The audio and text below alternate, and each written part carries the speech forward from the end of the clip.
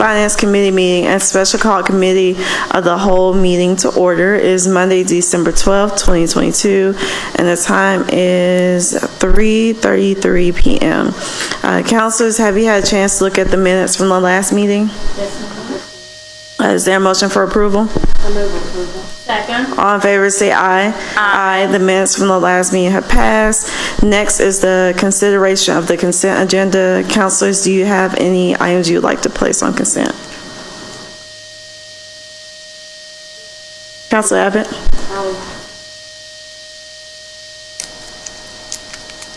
Is this on? Yes, ma'am. Okay. I would like to place items 4, 5, 6, 8, 10, 11, 12, 13, and that's all on consent.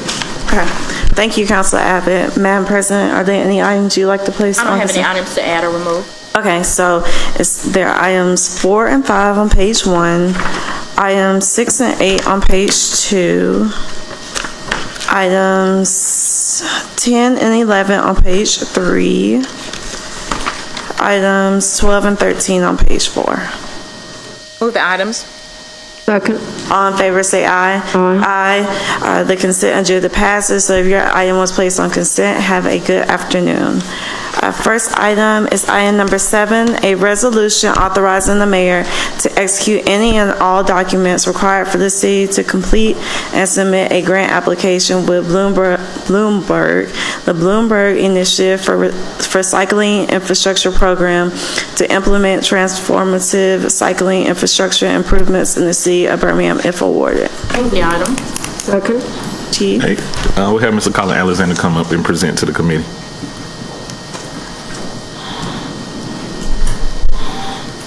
Good afternoon. Good afternoon. Colin Alexander. I serve as planner with the Birmingham Department of Transportation. The resolution before you is speaking towards the Bloomberg Initiative for Cycling Infrastructure, also known as BICI grant program. This is an internationally competitive grant that we are going to go after. The awards are between $400,000 and $1 million.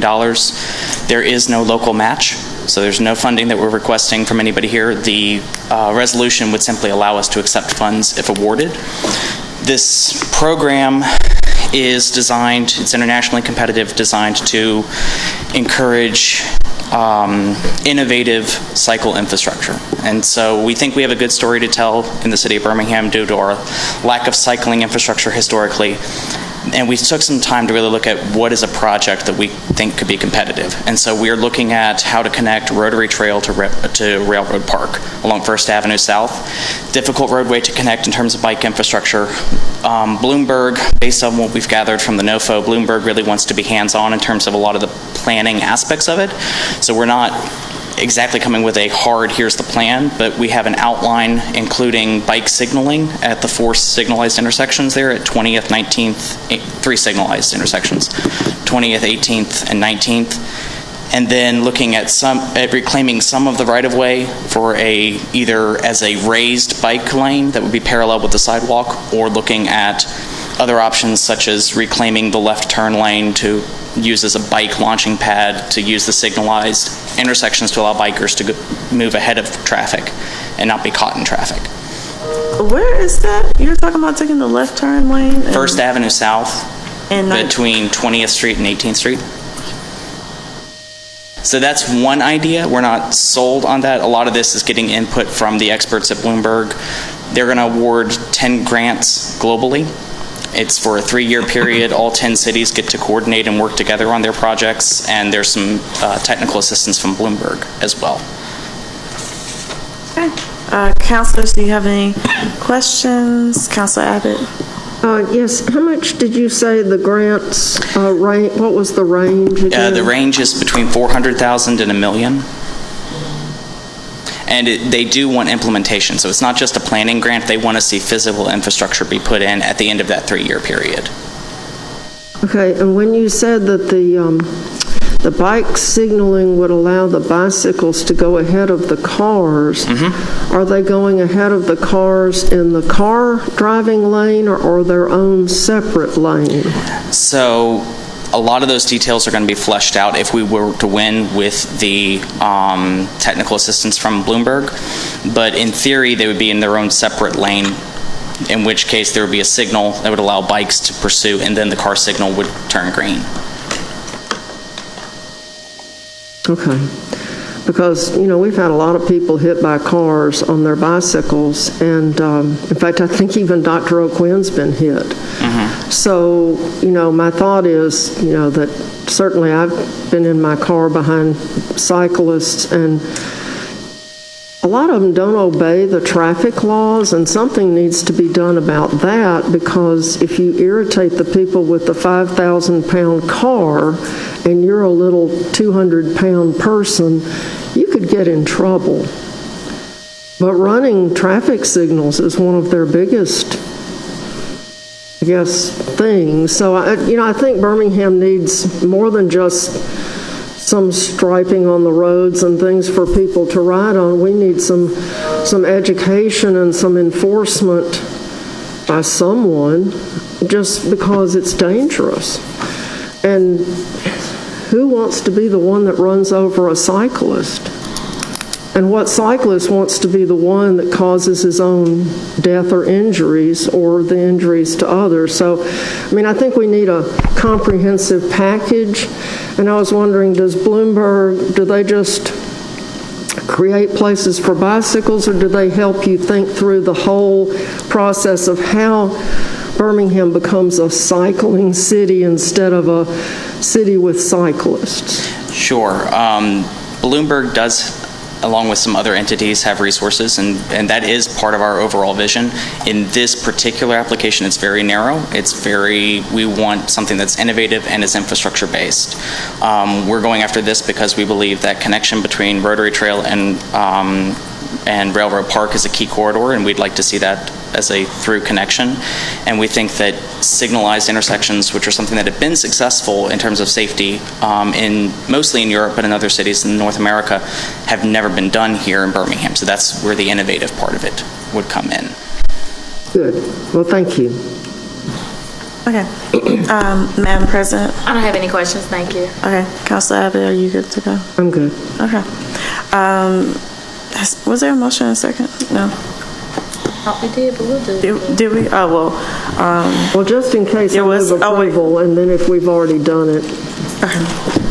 All in favor say aye. Aye. That item passes. Thank you. Thank you. Thank you. Next item is item number 9, a resolution authorizing the mayor to execute an event sponsorship agreement with Knight Eady Sports and Entertainment, LLC, under which Knight Eady will host the NCAA Division I Men's Basketball Round 1 and 2 Championship Games 2023 in Birmingham at the Birmingham Jefferson Convention Complex on March 16th and March 18th, 2023.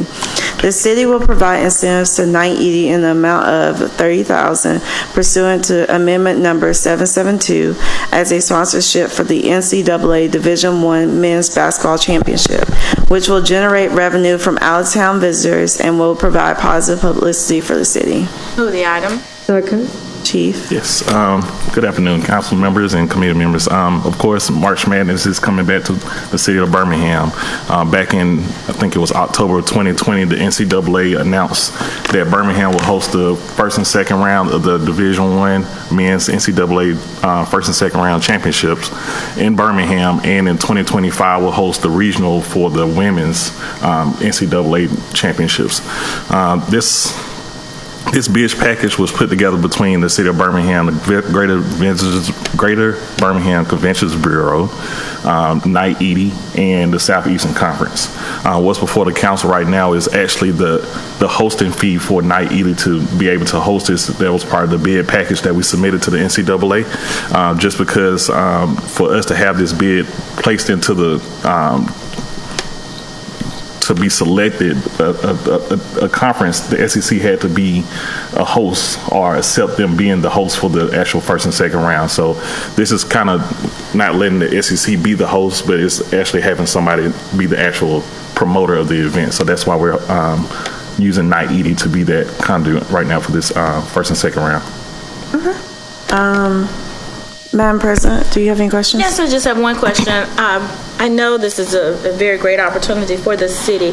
I just want to know the model that we're presenting when you said that the NCAA, they're not the host or they're not the promoter, I guess in this case. It would be Knight Eady. Do you know if this is in the other areas where these are done? Is this a model that other cities use, or is this something different? Traditionally, for us? yes, it's done in other cities the same way, where you have to have a host member, which a conference or a SEC, a Big Ten, or ACC will have to sign off on being able to be the host to host the actual tournament. So yes, this is typical, and I think it was one of the main reasons why we were selected was because the SEC put their name behind it, and we had a newly renovated Legacy Arena. And the second question, is it just for this year, or is it just? This is just for 2023, and then this will come back again before the council in 2025 when we host the women's regional, which is the elite, kind of like the Elite Eight of their tournament. Just for future reference, or previous reference, the last time Birmingham hosted this was in 2008. Thank you. Those are my only questions. Okay. Councilor Abbott? Yeah, I don't have any questions. Okay. Well, I'm excited to see the March Madness coming back. Well, there's been a motion and a second. All in favor say aye. Aye. Item number 9 passes. Next item is item number 14.